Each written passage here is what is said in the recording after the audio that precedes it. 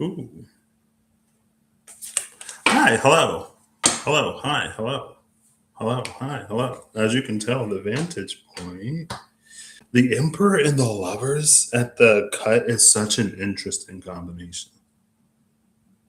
Because you could say it's about choices and consequences, right? Like if the Emperor is the choice, then the Lovers would be the consequence, or the unfolding sequence of events that stems from an empowered choice, or at least a decisive one, if nothing else. Anyway, so today, hopefully, this won't be too long. I am going to use the Diceology program.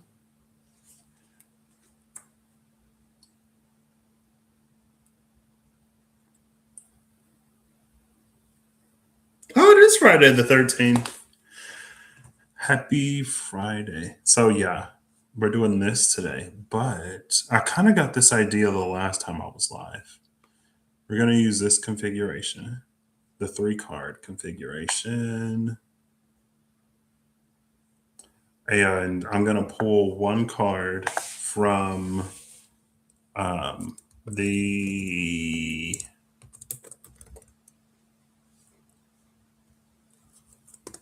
Rider Waite Smith.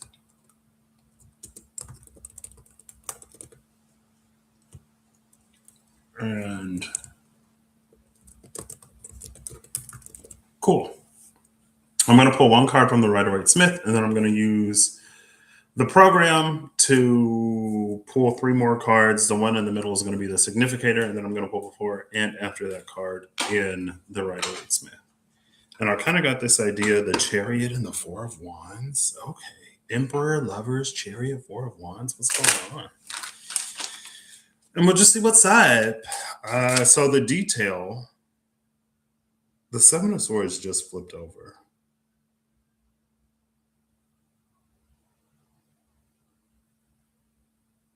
But I'm not ready, so we'll put it back. And then the Lovers came out. See, with the 7 of Swords and the Lovers, who is this? The King of Cups. With the 7 of Swords, he was like looking back at the camp as he was. Let me just find the card real quick. He was looking back at the camp while he was making his escape, right? And with this Lovers card, one of the lovers is looking up at the angel, and the other is facing forward. No, he's looking at the woman. So the woman is looking at the angel, and the man is looking at the woman. But with the 7 of Swords, it's almost like not something of a distraction, but kind of.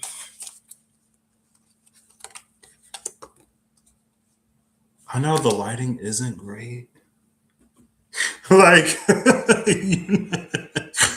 welcome to It Is What It Is Tarot, where it is what it is and it ain't gonna be what it ain't gonna be. And usually that means it's the audio or something. And I know like the background is blurred, so you can't really see. Now it could be unforeseen consequences, also 6-7. It could be unforeseen consequences because the Emperor was the choice and the Lovers was the unfolding series of events. Also,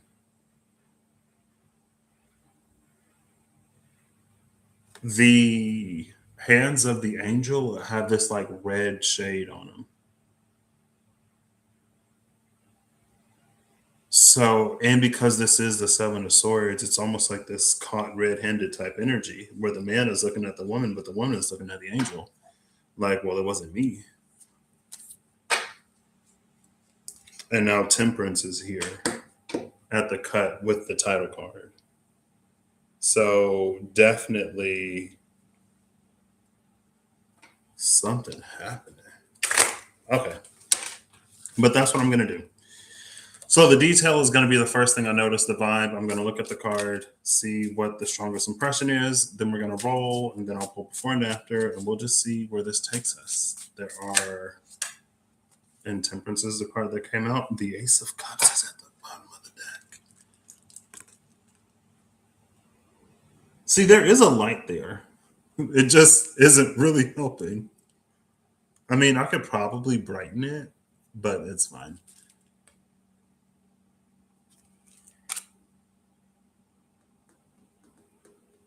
The first thing that comes to mind is this stream of water. Or the first thing that I notice is the stream of water. So the detail is the flowing waters between the two cups.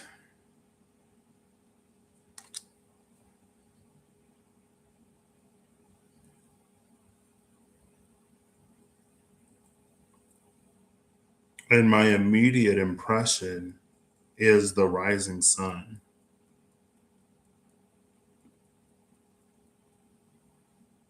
But it's like SUNSON.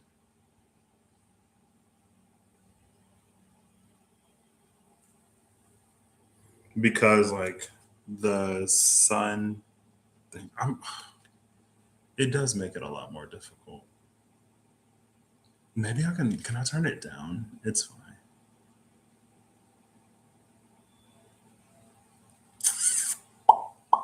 Give me a moment to, I think I can turn it down. Filters, is it a filter? It is a filter. Boom. There you go.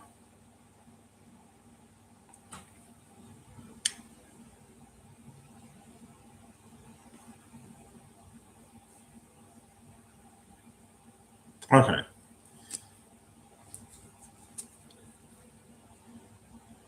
So the forehead, third eye of the angel, and the sun that's rising in the background.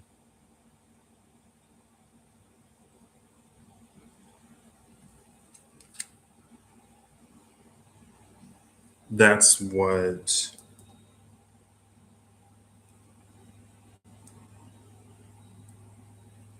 the impression is. Can y'all hear the washing machine? So I feel like the background blur makes this even, the lighting situation, it makes me look more backlit.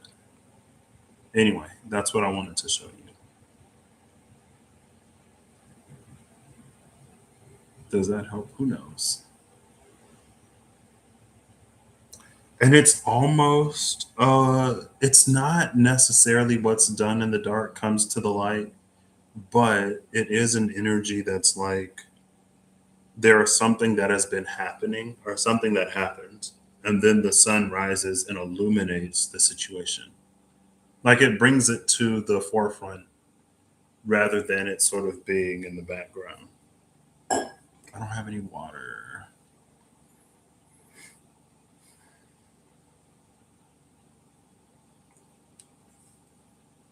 What is this? And the rising sun is interesting because of the lovers and the emperor.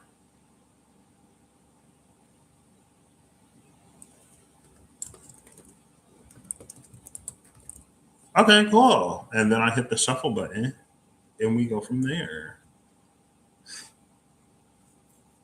Temperance again.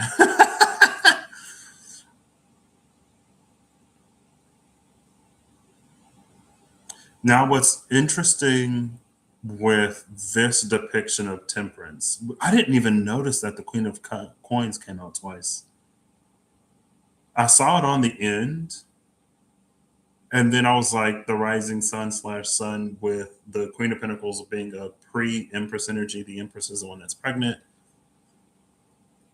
And then I saw it in the middle. I saw the one on the end first, and then I saw Temperance, and then I saw the Queen of Coins in the middle, and I didn't even piece together at first that they were the same card.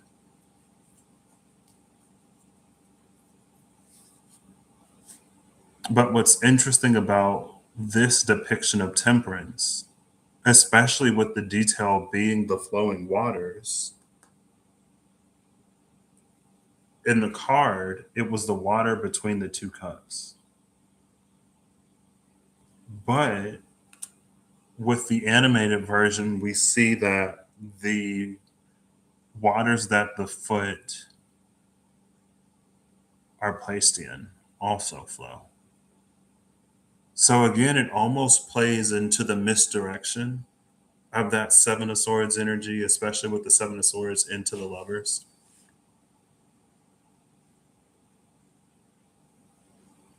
But it also feels like it plays on, you could say something like subverting expectations. Like it is a subversion of expectation, but it's not an extreme one. You can, it's fine, sorry. Let's pull before and after the Queen of Coins really quick. And this, it's like, first, it's when someone is like technically right about something, but not in the way that they had thought. Right. So, like, for example, the rising sun. If you hear the rising sun and you think like Japan, land of the rising sun, or you think of the sun that comes out after like a long and dark night, the rising sun could be, at the poles, they have days of darkness. And then when the sun comes back again, it triggers the end of those days of darkness. But it's like if it were not necessarily to the same degree, but it's like if it were the SON instead of the SUN. So the Queen of Coins came out in between the Moon and the Seven of Cups. And I know you can't really see them, but hey.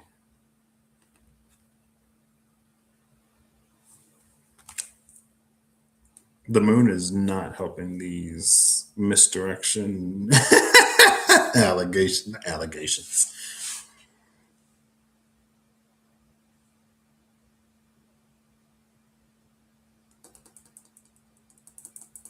I'm getting the two towers of the Moon. And I think it's more so the towers of the Hierophant. And I think it's in the SKT. It could be all the Hierophant cards, but from my recollection, it's the SKT, I think Vitruvian edition. Actually, it might be the vice versa tarot.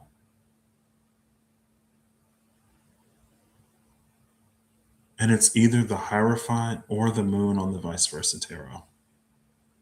There's some card with two towers, and they symbolize like what is hidden and what is permitted.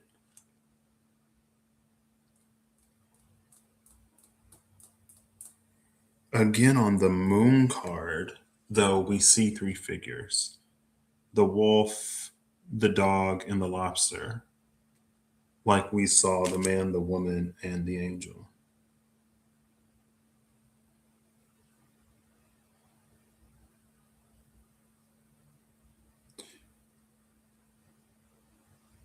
And even in this Seven of Cups, just like there was that red shading on the angel, in this cup here, you can see it, even though it's blurry.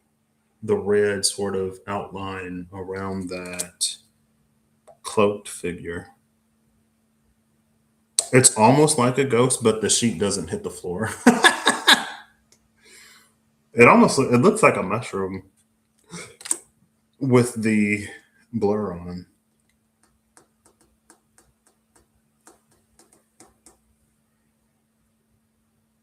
I just saw a reel on Instagram that talked about a mushroom, I think in China, that has hallucinogenic effects that when people eat it or ingest it or whatever they do with the mushroom, they see like, tiny men, and it was like gnomes, elves, fairies, whatever.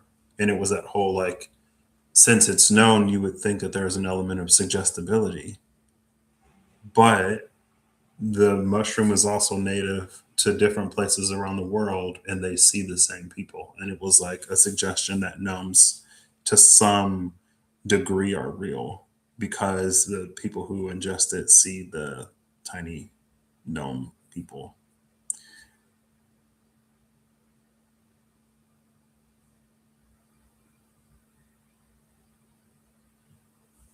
And the moon being Pisces and also kind of the Seven of Cups could be like an altered state of consciousness type vibe, which feels like it may be more of a departure than a feature.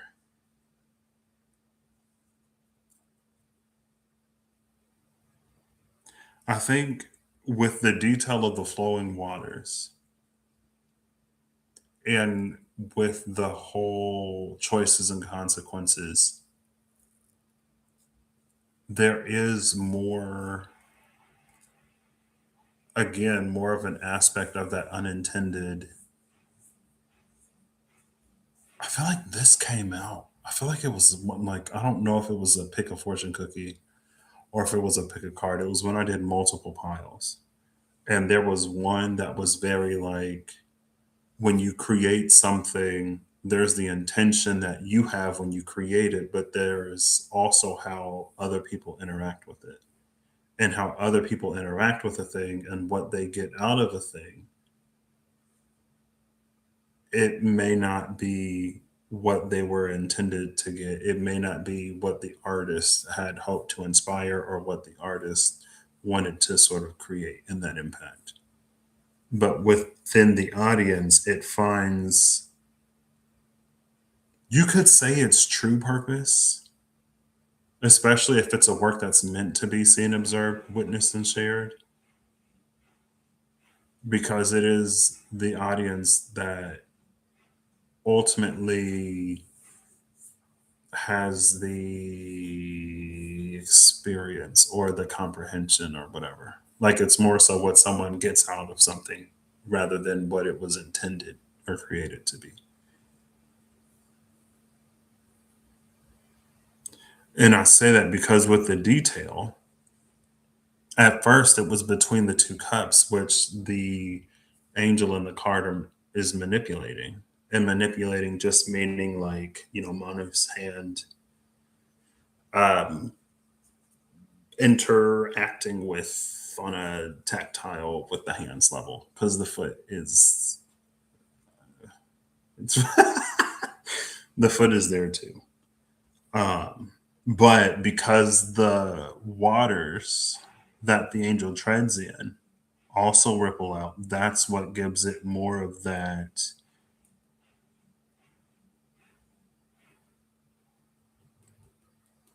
unintended or it's not what you say, it's what you do type of energy.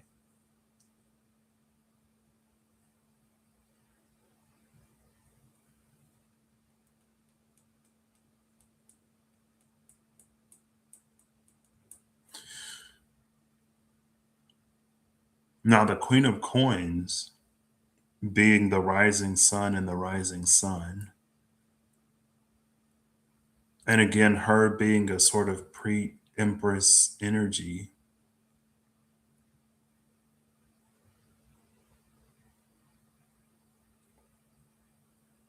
it's almost like rather than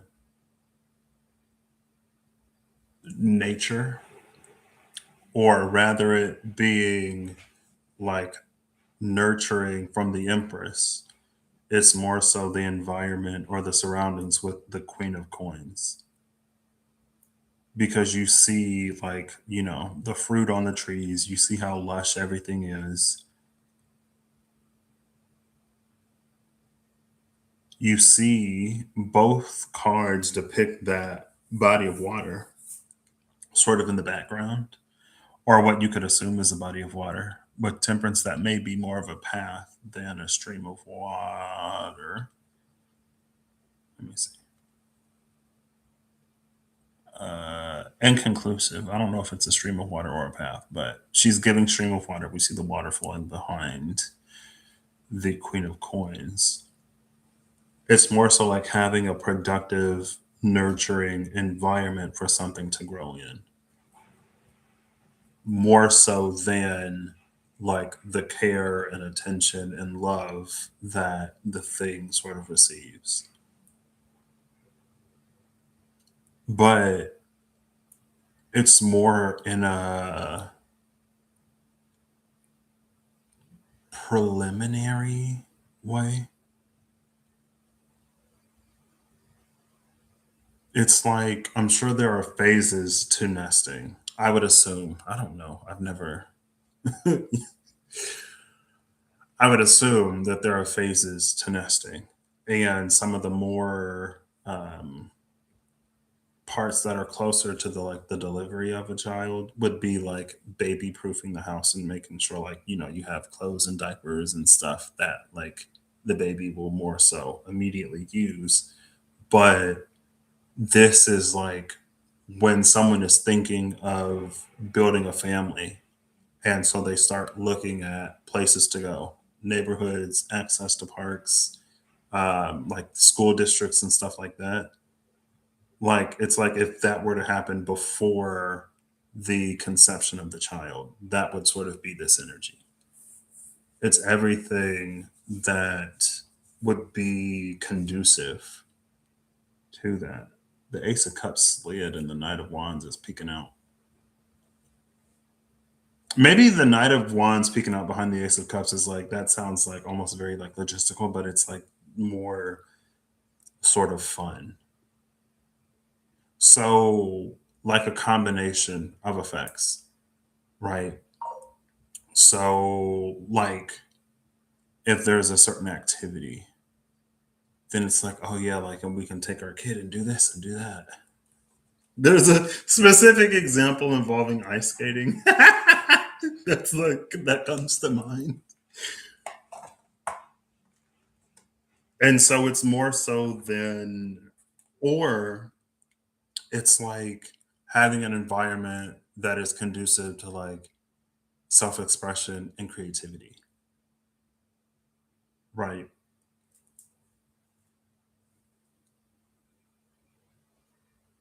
And with the significator here, it makes it's almost like a lot of times when it comes to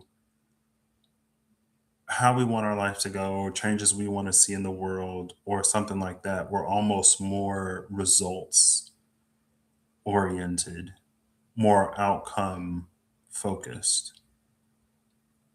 And this is just like, again, with like the Seven of Swords and the Lovers being that misdirection, with the Emperor and the Lovers being like the unfolding series of events because of a choice that's made. It's almost like to consider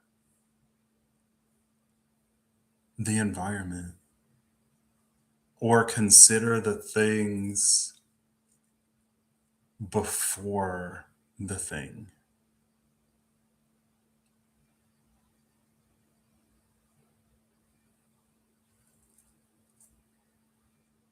Consider the things before the thing again, meaning like kind of like that safe neighborhood, good school district, but less logistical and more whatever. And so sometimes it could look like making a hard choice or decision to like be healthy. Right. Like you go to the gym so that your health improves, so that you have the stamina to actively engage with, like not being like, oh, I'm too tired. I can't play today. Right. Like that's why I'm not really a dog. I don't have the energy for dogs. So that's largely why I'm not a dog person. It's like I got 2 minutes of play and then I'm done. But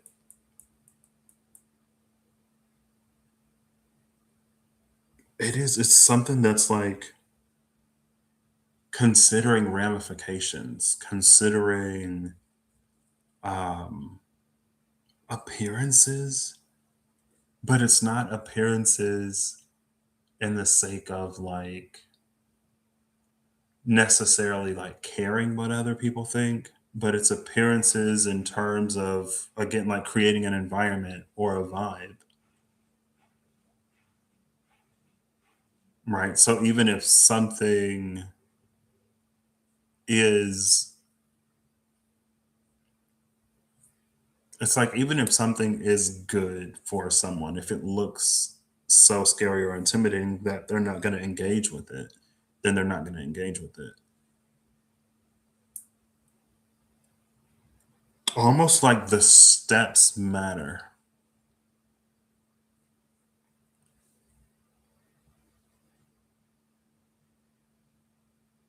And again, just like that series of events that unfold,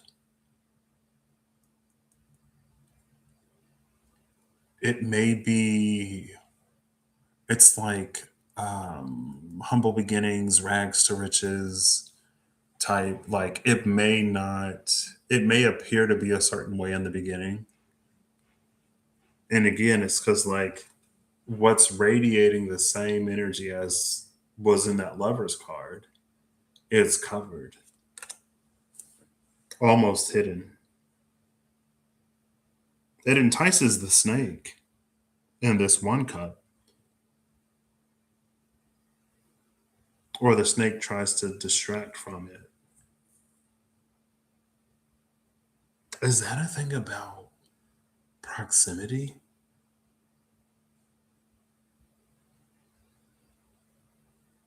It could be. I don't necessarily know how that would apply, but it could be a thing of proximity where it's like if the snake doesn't want for this cup to be chosen and someone has, I feel like I should know the word for people who have, like, I feel like the word for a phobia centered around snakes should be as known as like arachnophobia. I feel like snakes and spiders, snakes occupy as much. I mean, spiders maybe more so.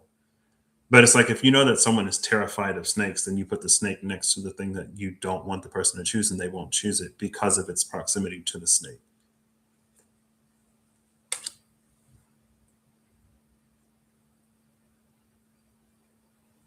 And of course, you could extrapolate that almost to be something like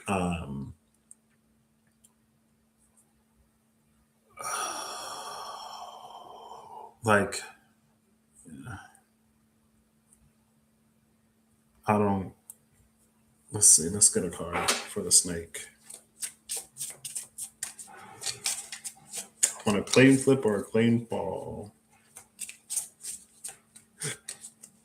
Do I need one? Not necessarily. I'll give it two more. Oop, I think we got a flip. There was some real smooth, slick type movement, but I don't. Yeah, I did flip it. It's the tower. 16.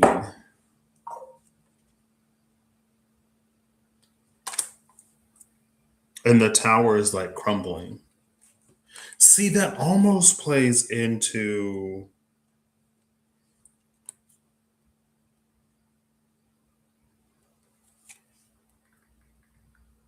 1 second. That's my number one.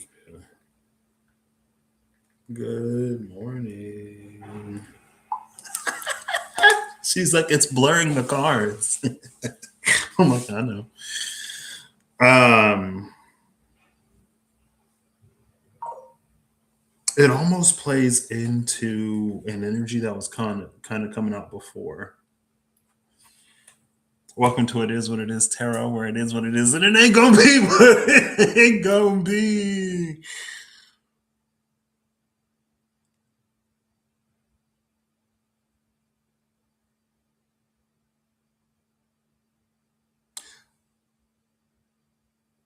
But maybe that's another, maybe that proximity plays in another way. where it's like when someone's words or facade could betray a certain truth. Kind of, sort of, almost, not necessarily all the way, tying into that whole candid but not necessarily authentic, or how something can be both candid and inauthentic, but where we may assume that candor is some kind of honesty. And that's why it's like it's more so about how the environment changes, reacts, responds, the consequences, more so than what is intended.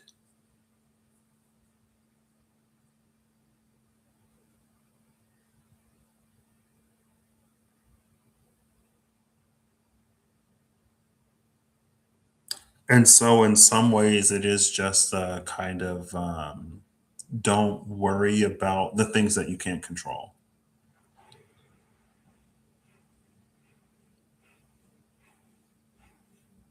Or you could say it's more so about like presence or how you show up, because actions speak louder than words and vibes speak louder than actions.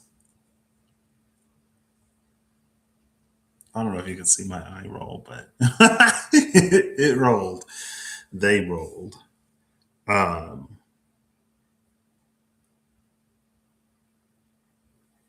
cool. Let's do another question mark.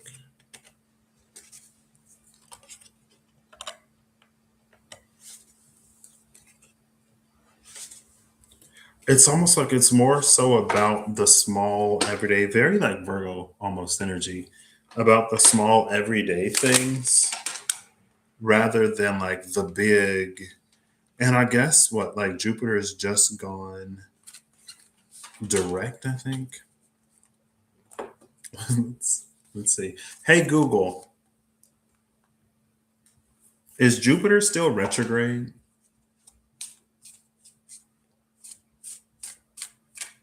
No, Jupiter is not retrograde. Its most recent retrograde period ended on March 10th, 2026. The planet is currently in direct motion, where it will remain until its next retrograde cycle begins on December 12th, 2026. Would you like to know the dates for the other planets What? currently in Okay, all retrograde? right. She knows.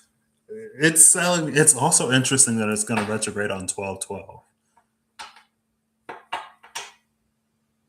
or maybe not.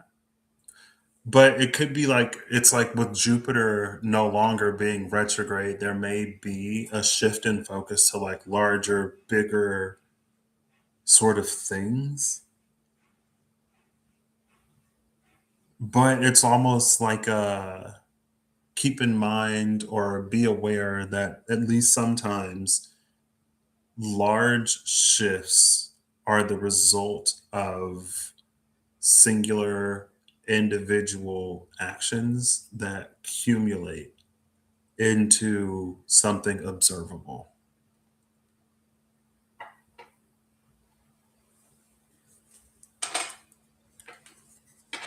Right. It's like with any kind of drift, it happens slowly over time. And if you were to take a time lapse, it would look a lot faster. And if you were to skip the time in between, it would look as if it like teleported. But in reality, Seven of Swords and the Page of Wands, in reality, that's not necessarily always the case. It could also be, again, there's like something like scale, where maybe instead of like a huge move, like let's say, for example, when Jupiter was retrograde, somebody like felt blocked in some kind of ways or things like weren't working out. And it's like now that Jupiter is direct, or just like with that Jupiter being a sort of significator to build a metaphor around that could apply in whatever kind of way. with the knowledge, with the thought that Jupiter being retrograde may have meant that large scale expansion wasn't possible or wasn't going to happen. It could be the belief that now that Jupiter is direct, now all of a sudden these huge things are going to like change and move and shift and do 180s. But it could be that like Jupiter being direct, it again, it's like it allows for accumulation to happen. So those like little step by step incremental like changes, that's going to be what starts to gain momentum. That again accumulate into something big, but it's not necessarily the drastic, huge, whatever. It's like that kind of energy. Not to say that that's the case.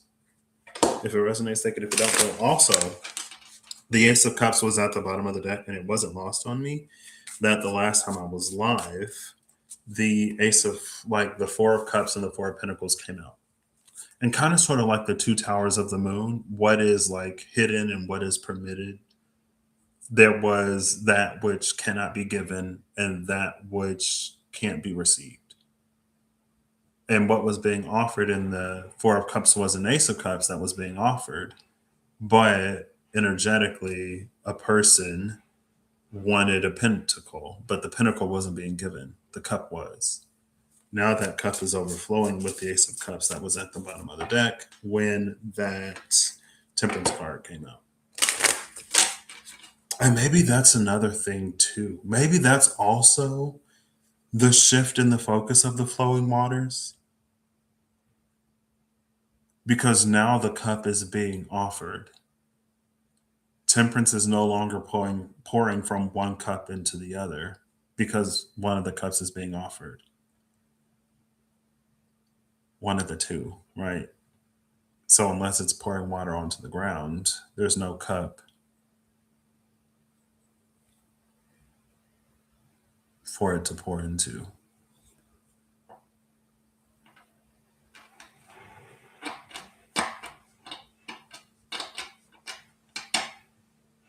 So in a way, with the angel like being caught red-handed, maybe there was a period of divine sort of protection or more direct involvement. But now there's going to be a shift into personal progression.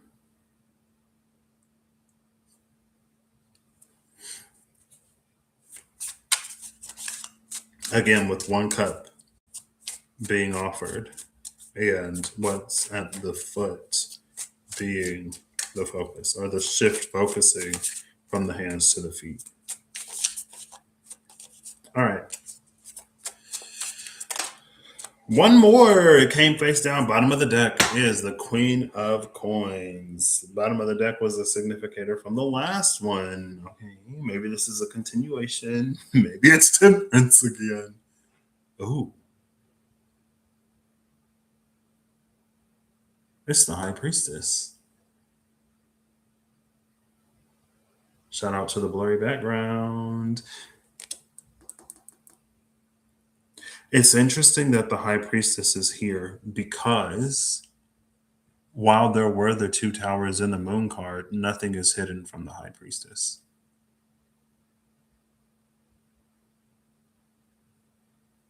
So the first thing I noticed was the crescent moon at her feet. So the details that are standing out, flowing waters and crescent moons. The crescent. This doesn't have spell check. The moon at her feet, the croissant moon. I'm pretty CRES. I feel like I wanted to put CRESCENT, but I don't know if that's because of the scent. Give me a moment. But I'm like, I don't think there's a C after the S in crescent. CRESCENT. A crescent is a curved shape with two narrow pointed ends. So yeah, there was a SC. See, I thought there was an SC, but then as I was typing it, I was like, scent, like a smell. I was like, no. So it was right. I should have just, it's fine.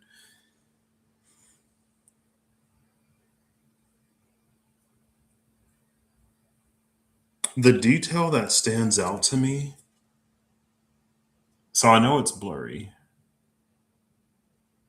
There's the black tower with the B on it, the white tower with the J, and at the center of her chest is a cross, but it's giving me a plus sign, like B plus J.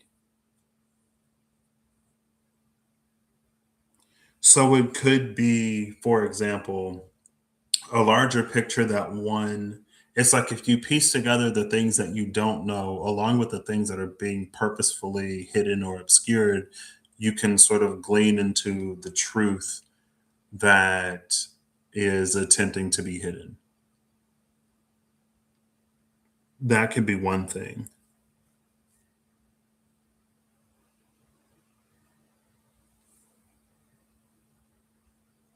I don't know. I'll put the cross plus, like it's a premium subscription to something. I don't know. All right, let's roll them again. And there we got the moon. The moon at her feet was the detail, and then the moon came out. Just like Temperance came out for Temperance.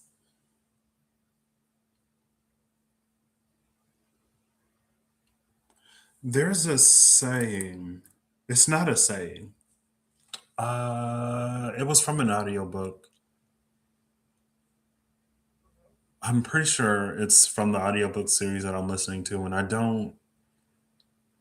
It's just like seeing the reflection of the moon in the water and thinking of it as or treating it as or believing it to be the moon in the sky when in reality all that's seen is a reflection. And if we use the moon specifically, going back to the rising sun of that temperance energy, it's like the moon is reflective, it's not luminous. So we only see the moon when it reflects sunlight. So it's almost like the reflection of the moon is a pale imitation of the real thing that we only see because of another thing. But it also sort of plays into that whole, like, the moon allows for sunlight to reach areas that it otherwise wouldn't be able to. Because if the sun were there, it would be daytime. The moon allows for the light of the sun to reach into the night. The light of the sun reaching into the night with that rising sun, SON type energy, especially like, when is Easter? It's almost given like Easter vibes, maybe. Um, because again, it was like the waters that were moving at the angel's foot, not the waters that were poured between the two cups. And it's sort of being that like on earth, step by step, and not necessarily like what was intended or operating at a higher level type energy.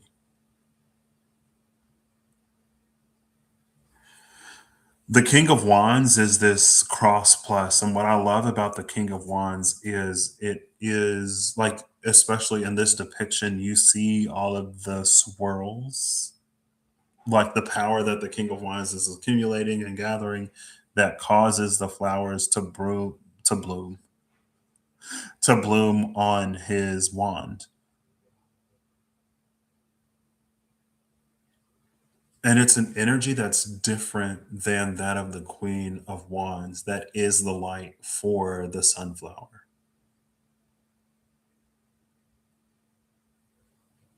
This is an energy, it's like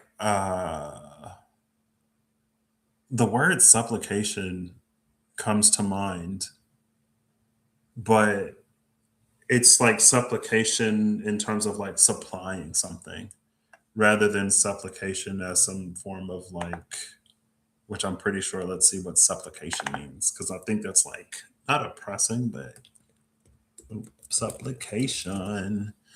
Supplication is the act. Oh, wait, what? This is not what I was thinking at all. Supplication is the act, this is the AI overview. Supplication is the act of asking a deity or an authority for help in a humble, earnest, and often desperate manner. Okay,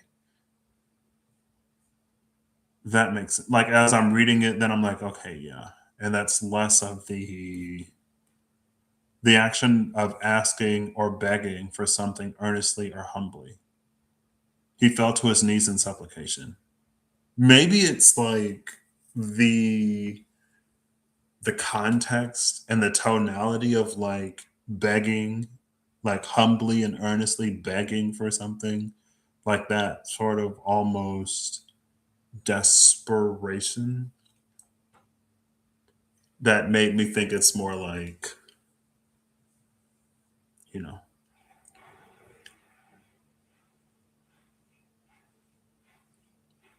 interesting. So, supplication was the word that came to mind, but the feeling was more like, and it's still relevant. Maybe it's like the answering of a supplication being fulfilled. I don't know. Where it's like the buds on the wand already exist, but the energy that's being channeled into it gives those buds the energy that they need to like sprout open. Like that's being supplied. So it's not the sun or the source of sustenance like it is in the Queen of Wands, but it allows the bud to bloom. It allows the seed to germinate or to pop up from under the soil. The energy, it's like there are certain barriers that take significant time, energy, effort to cross, and that energy is being provided. But it's the plus sign, it's the integration of these two sort of different pillars, these two different things. And with the Ten of Pentacles being the significator, I mean, Ten of Pentacles is a card of legacies and dynasties. Being, oh, it's right there. It's like the third card from the bottom. Queen of Pentacles, Knight of Swords, Ten of Pentacles. So the Ten of Pentacles is in between the Eight of Swords and the Knight of Swords. The King of Swords is on the other side of that Eight of Swords. What is so interesting about this is, again, it almost plays into that what is known and what isn't of the two pillars of the High Priestess. Well, it was more so the pillars of the moon, but nothing being hidden from the High Priestess. But the plus being like if you take the things that you know and the things that you don't know, there's a way to get a clearer image or picture of the truth from those two things. And again, the Eight of Swords is like what is not known, what is not seen, but it doesn't stop the Knight of Swords from moving anyway.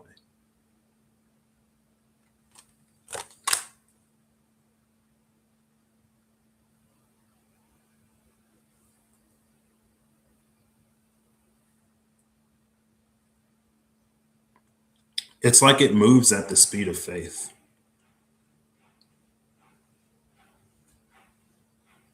And moving at the speed of faith, it's, you could say it's like when your intuition and discernment is telling you to move, you move. If you know where you're moving, why you're moving, you move. And if it tells you to stop or be still or to rest or whatever, then you rest. It's like not fighting the rest that your spirit your intuition and discernment is telling you to take because you feel like you have to be moving something forward, or you feel like you have to be active, or you feel like that if to listen to your discernment would cause you to miss out on something and you don't want to miss out on something, you act anyway, even when your discernment and intuition is telling you to be still.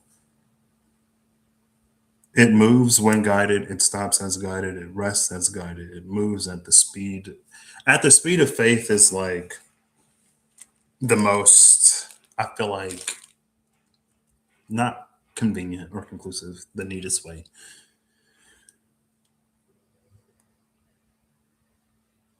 But there is something about the high priestess and the cultivation and culmination of energy in the King of Wands. Because it's almost like it's one thing to move at the speed of faith, but it's also another to have the awareness to peer into the time, like the season, to be more situationally and environmentally aware in different seasons, right? So, like, if you're in a season of rest, it's easiest. Like, if you're in a season of rest, especially after a season of movement, and you're like, okay, like, my intuition and discernment is telling me to rest. Like, why? Like, is something happening, or is something on the cusp of happening? Or is something on the cusp of like actualization or realization? And like, that's what I'm sort of like waiting for. Or is it because like things have been kind of emotionally like getting intense? And so, especially after a season of movement, like now it's time to like process through things. So maybe there's a lot of baggage that you picked up that you were too busy in the season of movement to like really fully address. And the season of rest is giving you that opportunity to unpack some things, to lighten your burden or load, maybe to undergo another process of development, meaning like there's something that you grow out of, or it's something that you grow into that will be helpful, beneficial in the next leg of your journey, next phase of life, whatever. And then maybe in the season of movement, it's like it could be really easy to get swept up in everything that's changing and happening. But maybe the season of movement could teach you what like alignment sort of feels like, or what, I like the word alignment, what alignment feels like. Because I feel like if I use the word ease, or if I use a word like flow, there's a certain ease to the word ease that it's like, just because something is challenging, or just because something is difficult, or just because something requires more than something else doesn't necessarily mean it's not in alignment. It may not be as easy as something else, but that doesn't mean that it's not worth pursuing. And so like, it's like that's why it can give like a sense of alignment, or it can teach a sense of alignment that one could like really take ownership of, in a way of like being able to actively identify that like in the real world, and not necessarily in those seasons of movement, right? Like, there are many things that one can get involved with throughout one's life that would be worthwhile, that require a range of involvement, like personal involvement.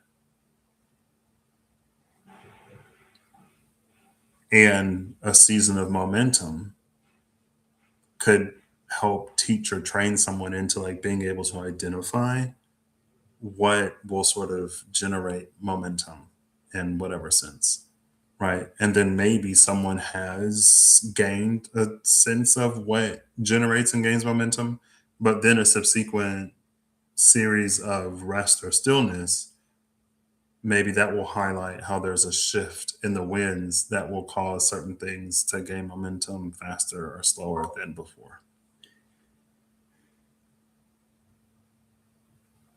Either way, these are seemingly opposing forces that can work together, that the high priestess knows how to bring together to lead to fruition of a thing, or things, again, crossing those certain boundaries or barriers that require significant time, energy, effort, insight. It gets the buds to bloom. And it's interesting that it lends to a chariot type energy, which is Cancer. The high priestess is the moon, and the moon rules the zodiac sign of Cancer.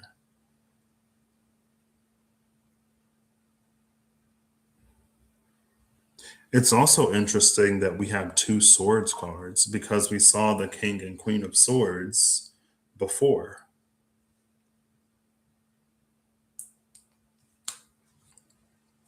In that same reading where the Four of Cups and Four of Pentacles came out.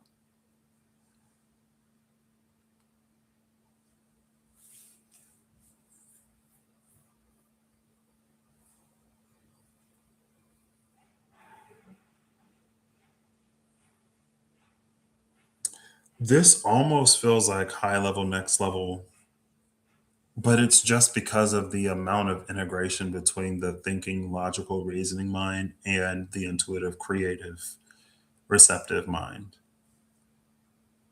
where sometimes it's sort of more one or the other.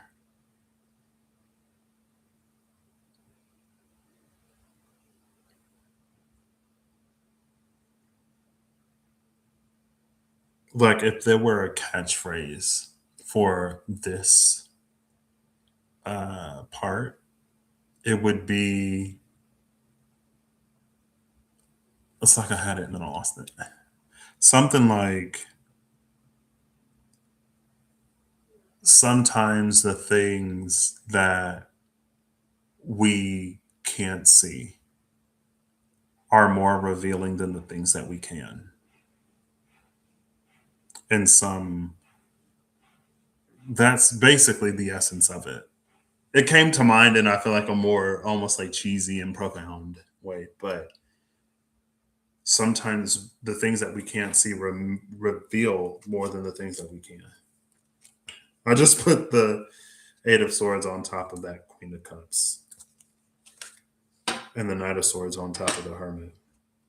Like the Knight of Swords on top of the Hermit, I love because it's like all that we've been through, all that we've learned and gained along the way, all of the wisdom that we attain throughout living life, it can be an invaluable tool, but it's also not all there is.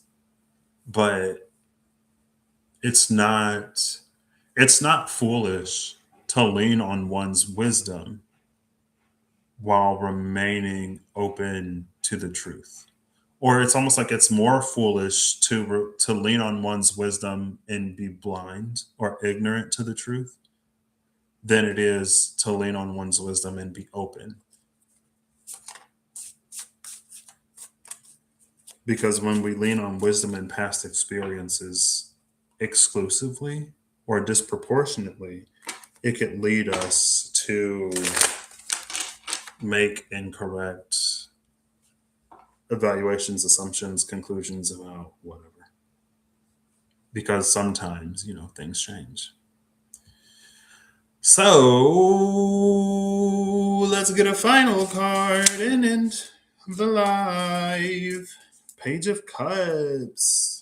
Page of Cups came out and the Five of Swords is at the bottom of the deck.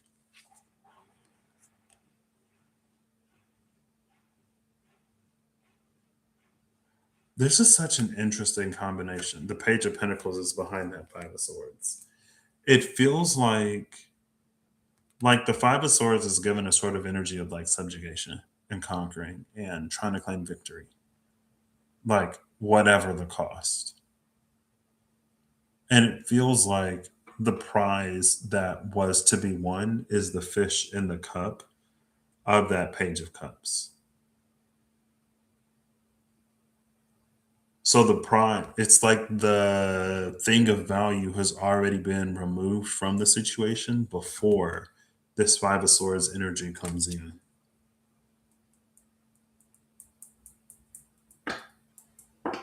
And it's almost like what is immutable or what cannot be taken or stolen cannot be taken or stolen regardless of how much force is applied, or regardless of how much convincing, or regardless of how much logic is applied to a situation. The truth will always be the truth, a lie will always be a lie. And what is immutable or what is incapable of being taken cannot be taken. Now, the thing being forfeit is one thing.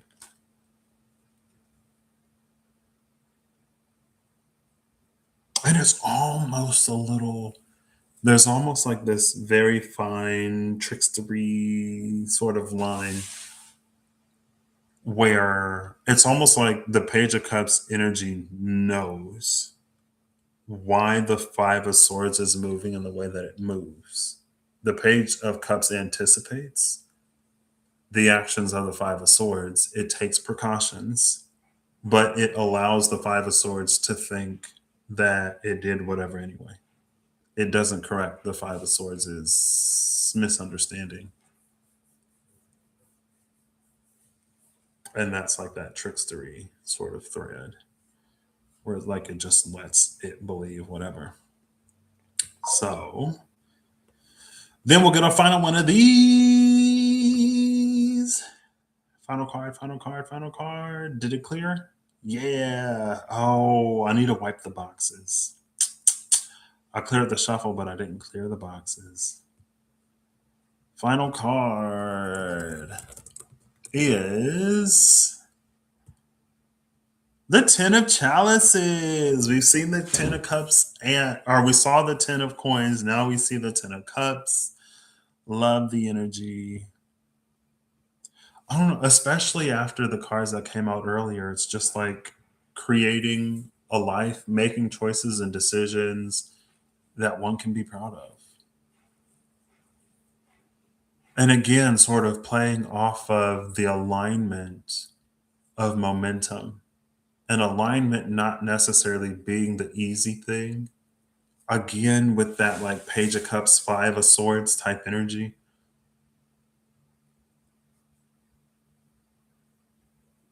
It's like the person that can sleep comfortably at night because they know that they did or did not whatever type energy.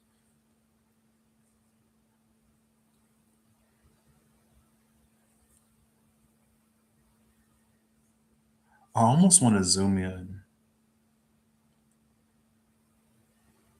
because of the dress of the children. You could assume that they're both daughters. And the whole thing with the Queen of Coins was the rising sun. But we already saw the Ten of Coins. And with the Ten of Coins is association with legacy and dynasty and multiple generations, you could assume from this that the rising sun is the figure on the left, the less obviously feminine of the two. It could be the back of a woman, there could be all girls and women in the card, but